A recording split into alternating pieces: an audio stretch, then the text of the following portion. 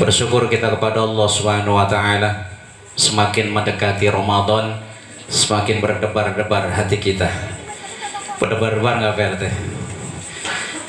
Hati kita penuh dengan tanda tanya semakin dekat dengan Ramadan. Tanda tanyanya apa?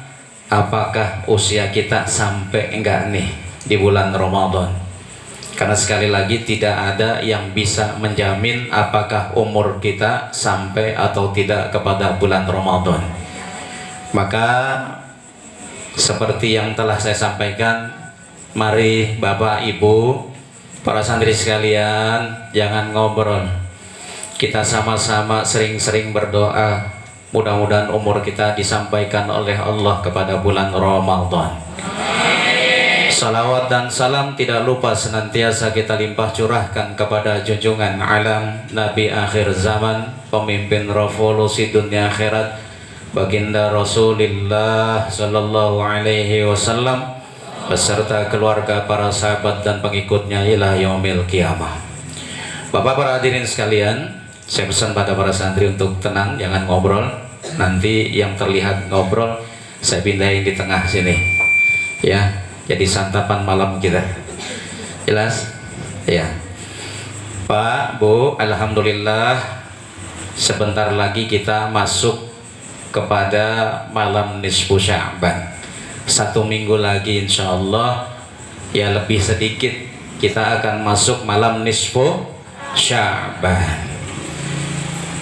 Dan Bapak Ibu sekalian, saya telah bermusyawarah dengan beberapa sesepuh dan para asatidz, khususnya di Satria Jaya, insya Allah termasuk dari guru kita Pak Kiai Hashim Nur Hashim. Beliau juga sudah memberikan pesan kepada saya untuk menghidupkan malam nisfu Sya'ban, dan insya Allah kita telah sepakat malam nisfu Sya'ban nanti jatuh pada hari Kamis malam Jumat, bertepatan dengan ta'lim rutin kita. Alhamdulillah, berarti ibu nggak usah cari-cari waktu lagi, karena kita biasa hadir di malam Jumat, udah sekalian aja. Cuma nanti berbeda, Bu, ya, pertemuan kita di malam nisfu Sya'ban dengan di malam hari ini beda. Diusahakan Bapak Ibu besok hadir sekaligus melaksanakan sholat maghrib berjamaah, ya Bu. Dan saya dipesankan Ibu untuk kita sama-sama menghidupkan malam nisfu Sya'ban. Yang pertama, setelah sholat maghrib kita sama-sama nanti melaksanakan sholat tasbih. Lama Pak Ustadz? Nggak apa-apa, lama kan, setahun sekali, nggak setiap hari ya Bu. Bu, keberatan nggak Bu kita sama-sama sholat tasbih? Sebentar, ntar imamnya Pak Ustadz Yuli, cepat pulang sekalian ya.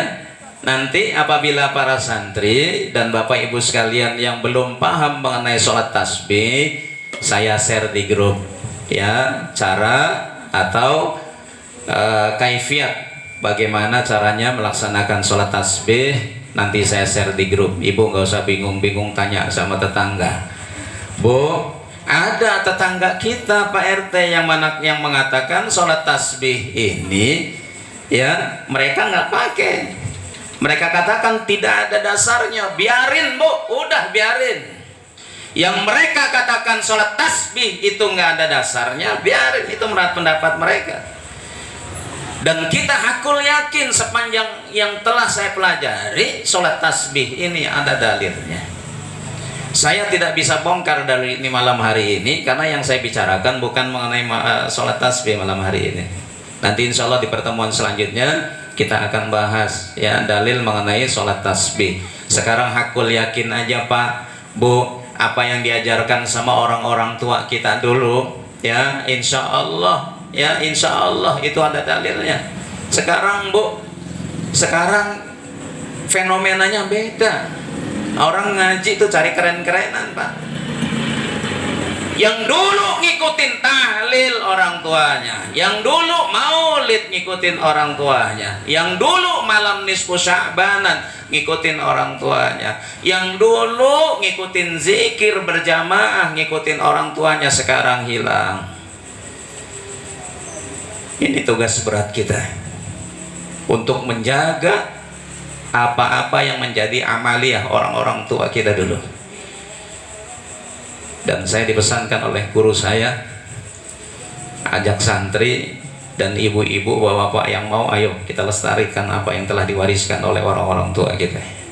Su'ul adab, su'ul adab. Ya, orang tua kita udah ngajarin Pak, dari masih kecil. Sekarang disangka apa? Dinilai yang diajarin sama orang tua kita nggak ada dalilnya. Naudzubillah min dzalik. Padahal ngaji baru kemarin. Termasuk sholat tasbih, mereka anggap nggak ada dalilnya. Ada, nanti saya kasih. Ya, makanya kita ngaji yang benar ngajinya. Jangan cuma dari mendengarkan pendapat satu orang. Ya, guru kita banyak. Maka Bu, cari guru yang benar Bu. Nih pesenin sama anak ibu. Ibu boleh cari pengajian mana aja, tapi lihat gurunya, nasab ilmunya bersambung nggak kepada Rasulullah SAW. Jangan-jangan nasab ilmu gurunya itu malah bersambung kepada musuhnya Rasulullah, pembenci Rasulullah, pembenci keluarga Rasulullah. Naudzubillah min dzalik. Karena ada orang di sebagian kita yang justru malah membenci keluarga Rasulullah. Hati-hati Bu, jangan mentang-mentang ngaji gratis, di sono enak gratis, masukin. Ternyata yang ada bukan ngaji, malah pendoktrinan Bu sekalian. Jelas sampai sini Bu? Ayo jaga anak-anak kita Bu, pilih ngaji, pilih guru, jangan sembarangan. Maka saya pesan kepada ibu yang ngajarin ngaji anak-anak di rumah, tingkatin ilmunya, tingkatin lagi ilmunya. Jangan cuma merasa puas dengan ilmu yang ada terus nggak ngaji lagi. Ngajarin anak di rumah, apalagi anak-anak tetangga, dengan ilmu yang terbatas sekarang, sayang Pak. Ya Bu, ibu ada yang ngajarin anak-anak di rumah, ayo terus ngaji. Ya, biar kita paham, kita belajar, cari ilmu yang banyak. Mudah-mudahan pemikiran kita semakin luas. Bapak Ibu sekalian, maka Bu, ayo ajak tetangga kita, Pak RT, Pak Mukhtar, dan seluruh para santri sekalian, ajak orang tuanya, yang maghrib tidur, tarik kakinya, izin dulu Mak, saya tarik kakinya ya. Kemana? Ke Ajurul Musinin. Ya, nanti malam Jumat kita sama-sama ajak tetangga kita untuk sama-sama kita menghidupkan malam nisfu Sya'ban. Dan jangan lupa Bu, bawa sejadah sendiri-sendiri ya, bawa surat Yasin sendiri-sendiri, bawa makanan sendiri-sendiri ya. Jangan nanti minta makan sama saya, Pak Ustadz baca Yasin 3 kali lapar, ntar saya ajak ke warteg. Ya Bu, insya Allah nanti mudah-mudahan cuacanya terang, amin. Ntar kita gelar tikar di luar, nanti ibu-ibu di luar dah ya. Kau masih kurang adem Pak Ustadz di luar, di sawah saya gelarin tikar. Saya udah beli karpet panjang tuh 10 meter, 12 meter ya, untuk kita sama-sama duduk di sini ya, terus sekalian. Ya, mudah-mudahan kita sepanjang umur. Jangan lupa ya Pak, ajak tetangga kita, dan nanti juga saya bikin status biar orang-orang yang nggak ngerti jadi ngerti. Bu, nggak usah dengerin orang lain ya, karena ada sebagian orang yang nggak pakai malam nisfu Sya'ban, biarin dia mah ya. Yang penting kita ikutin apa yang telah diajarkan oleh orang tua kita. Insya Allah aku yakin ada dalilnya, dan sudah saya sampaikan dalilnya. Bapak Ibu sekalian, nanti kan sebentar lagi kita masuk ke Ramadan. Kemarin sudah saya jelaskan kepada para santri, saya ngaji buat santri dah. Kalau buat Pak Mukhtar, Pak RT mah udah paham beliau ya. Ibu-ibu juga udah pada ngajar ngaji di rumahnya masing-masing ya. Jadi saya jelasin pada para santri kemarin, ingat dalam puasa ada 2 hal yang perlu kita perhatikan. Yang pertama, hal yang membatalkan puasa, lalu yang kedua, hal yang membatalkan pahala puasa. Jangan sampai nanti kita ya merasa bahwa puasa kita ini udah sempurna, ternyata nggak ada nilainya apa-apa. Dan ini sudah diperingatkan oleh Nabi SAW 1400 tahun yang lalu. Nabi nggak bilang sedikit Pak, Nabi bilang banyak. Rubba shaimin, betapa banyak, bukan sedikit loh. Nabi bilang banyak. Kenapa? Karena kebanyakan kita puasa terlena Pak, sampai nggak tahu kita ngelakuin hal yang membatalkan pahala kita. Puasanya nggak batal, tapi nggak dapat pahala. Maka kata Nabi, rubba shaimin azzu min siyami al-ju' wal atas. Betapa banyak orang ya yang dari puasanya tidak mendapatkan apa-apa kecuali mendapatkan lapar dan dahaga saja. Bu, nggak terasa ya. Apa itu? Tolong perhatikan. Yang pertama, di bulan puasa yang harus kita perhatikan agar pahala puasa kita nggak hilang. Satu, jangan melakukan kedengkian kepada orang lain. Di luar bulan puasa saja, saya ngomong pelan-pelan ya Pak, di bulan puasa saja dengki sama orang, habis amal kita. Habis, bukan cuma satu amal ya, dikatakan hadis ini seluruh amal kita habis kalau kita dengki sama orang. Makanya nanti bulan puasa jangan buka pintu kalau nggak perlu, Bu. Tutup pintu, ngerinya tetangga lewat, jadi omongan kita. Tetangga lewat kerincing, gelangnya gede-gede, wah Allah, jadi omongan kita, dengki kita. Habis puasa kita ya. Maka dengki jangan, karena dengki itu seperti api yang memakan kayu bakar. Nabi udah ingetin, iyyakum wal hasad, hati-hati kamu sama dengki. Kenapa? Fa innal hasada yakulul hasanat. Karena hasad, karena dengki itu memakan seluruh kebaikan. Bukan cuma satu, kebaikan kita semua yang kita lakukan di hari itu habis. Ya, kama ta'kulun narul hatabah. Seperti api yang memakan kayu bakar. Yuk Bu, Pak, jaga ya. Satu tuh, jangan lakuin kedengkian sama orang lain. Lalu yang kedua, jangan berkata dusta atau azur dalam bahasa Arabnya. Kata Nabi, man lam yada qaulaz zur. Barang siapa yang tidak meninggalkan dusta wal amala bih, tetapi dia kemudian malah mengamalkan dusta itu setiap hari, dusta, bohong. Ya, untuk apa? Untuk membela ucapannya, biar dipahami, biar dianggap benar sama orang lain. Ya, dia selalu berdusta. Falaisa lillahi hajatun. Allah nggak butuh kepada puasa kita. Buat orang yang dusta di bulan puasa, Allah nggak butuh puasa kita. Ya, fi ayyada ta'amahu wa syarabah, Allah nggak butuh rasa lapar dan rasa haus kita. Nggak butuh Allah. Pak, bayangin Pak, kalau Allah udah bilang Allah nggak butuh dengan rasa lapar kita dan rasa haus kita, ini udah bahaya Pak. Kenapa? Karena Allah sendiri bilang dalam hadis qudsi, Allah mengatakan, kullu amal ibni adam yudha'aful hasana asyru amsalihha ila sab'i mi'atin di'afin. Setiap kebaikan, setiap amal anak Adam dilipat gandakan 10 kali lipat pahalanya, dan sampai kepada 700 kali lipat. Amalan biasa dilipat gandakan sampai 700 kali lipat. Ya, lalu Allah bilang illa shaum, kecuali puasa. Kenapa puasa beda dengan amalan biasa? Kalau amalan biasa sampai 700, kata Nabi illa shaum, kecuali shaum. Fa innahu li, karena sesungguhnya puasa itu milikku, kata Allah. Puasa milikku, wa ana ajzibi, dan aku yang akan membalas puasa kamu. Jadi amalan puasa itu amalan yang paling istimewa dari seluruh amalan-amalan yang kita lakukan. Kalau amalan yang biasa seperti sholat dan selainnya, itu Allah kalikan sampai 700 kali lipat. Beda dengan puasa yang besok kita lakukan. Allah mengaku buat puasa itu milik Allah, dan Allah yang akan membalas pahala kita. Jelas sekalian. Tapi ingat, kalau sampai Allah bilang Allah nggak butuh dengan puasa kita, ini bahaya. Padahal puasa milik Allah. Maka hindari perkataan dusta, apapun bentuk dustanya. Tidak ada dusta di antara kita. Jelas sekalian. Lalu yang ketiga yang tidak boleh kita lakukan di bulan puasa, karena nanti akan menghapus pahala puasa kita, adalah berkata lagwu. Lagwu itu perkataan yang sia-sia. Dan juga rofas. Rofas itu perkataan kotor.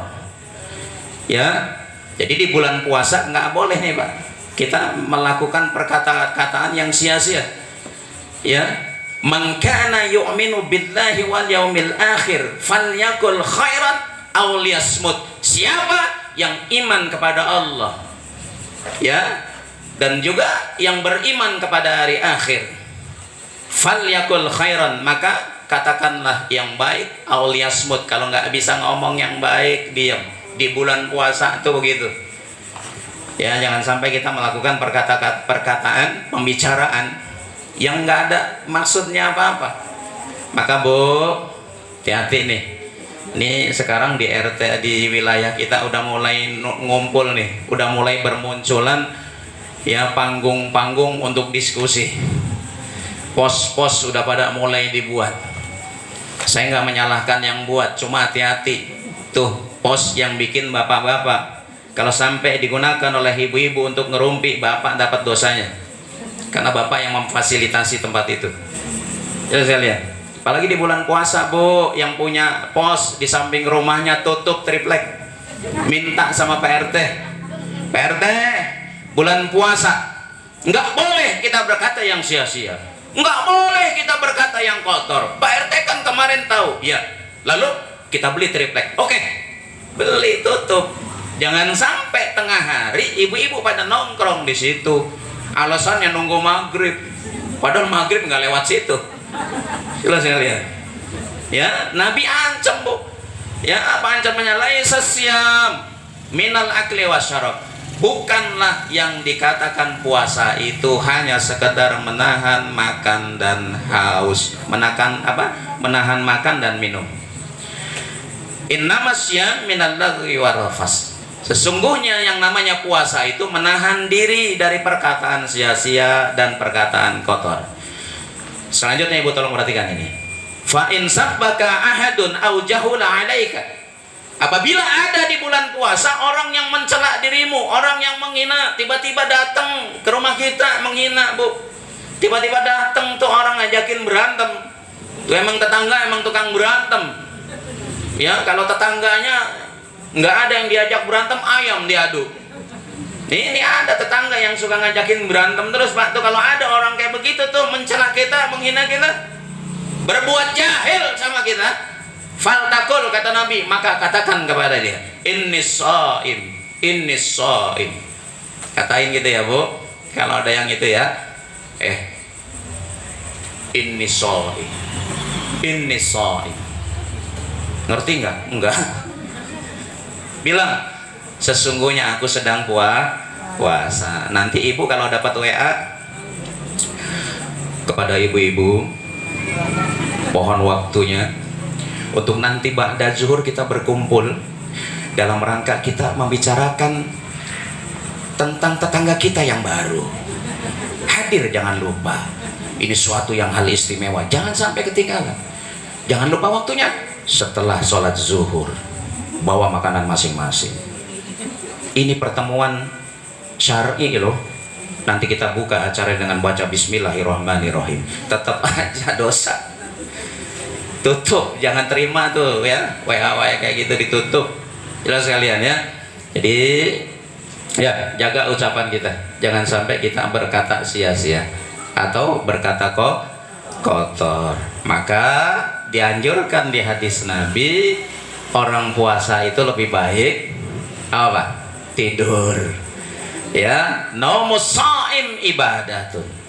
Puasanya, tidurnya orang puasa itu ibadah.